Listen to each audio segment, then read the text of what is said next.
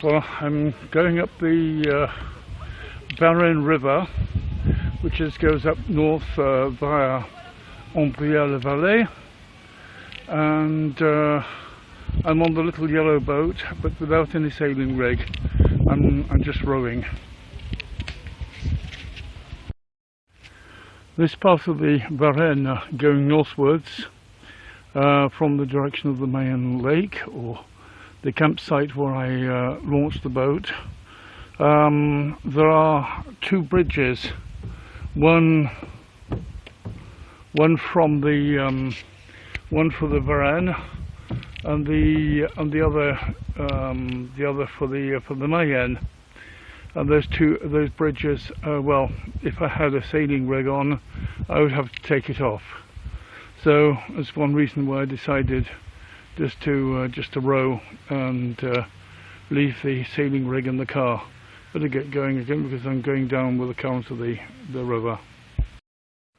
I can start to hear road traffic in Ambrières, and surely there's Ambrières with the church. And I'll probably be coming up. I'll be coming up to the weir at some time, and you can get around the weir very easily with a kayak.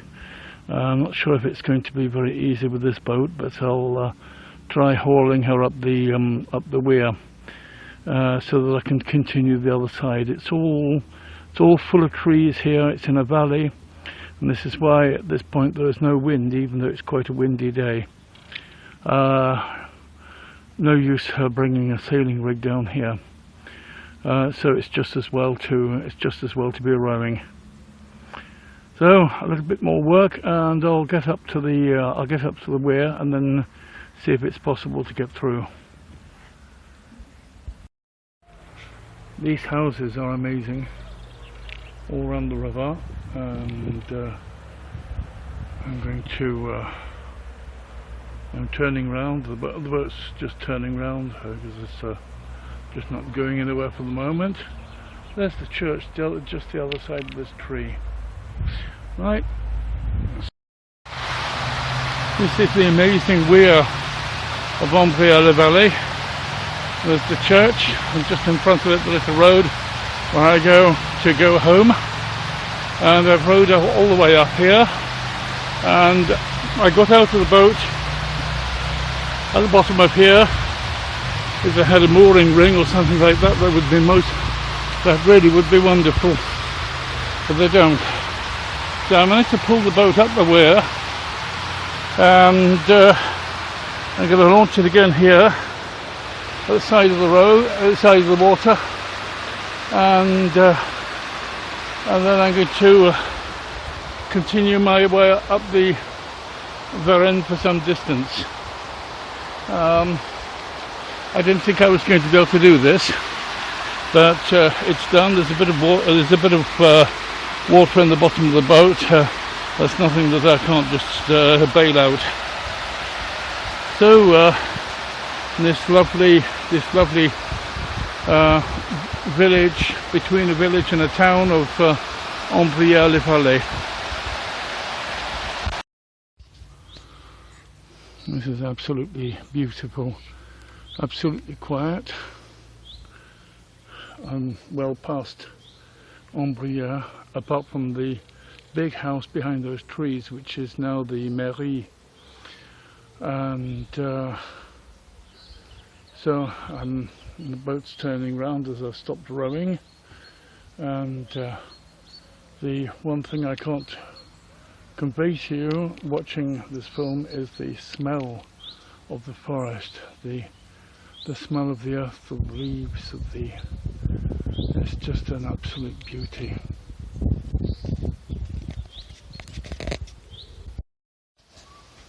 I've just drawn into one of the banks here, and apart from an old boat in the trees and a shed and a barbecue, completely in the wild. I imagine that this bit of land is private, so that people with their guests can come and down and have a barbecue and go out for a row, maybe. and we're under oak trees. This is an oak tree. The next one is I think it's a beech, and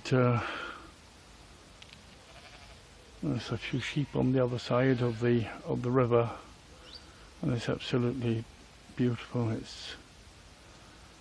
We're due to be getting rain this afternoon. We might still get a shower or two, but so far I've been extremely lucky. Well, I'm going to have a look at the GPS and see how far I am up the river, but I don't think I'm going to go any further. I think I'm going to turn back and go back to where I launched the boat. I managed to get the boat down the weir even more easily than getting her up. I just got off on the upper bank, took the painter, and then let the boat go down over the weir, and I was able to get back on this tiny little dock underneath, obviously designed for kayaks. Well, it works with this boat, and I'm very happy about it, because it enables me to come up and explore the river. So this is the entire expanse of the weir, and I'm about to go under the bridge. And one thing I've discovered about this boat is she goes just as well astern as forward. So instead of turning around and getting on my knees and rowing, I can just turn the boat around and push on the oars, and she'll go astern, and that much easier. And so there's the bridge and the church of Ambrières les Vallées, and the direction for La Traversenne and Mayenne. So there's a beautiful weeping willow down there. So I'm going to go astern under the bridge, just so I can see where I'm going, and then I'll be going off to the. I'm drifting down with the current at the moment, and just using an oar to keep me from spinning around.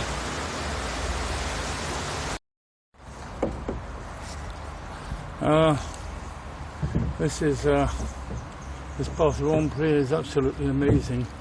Where the houses almost seem to be on top of each other on this high bank above the river, and that big house there with the pointed part of the roof appears to be for sale, but I won't be buying it.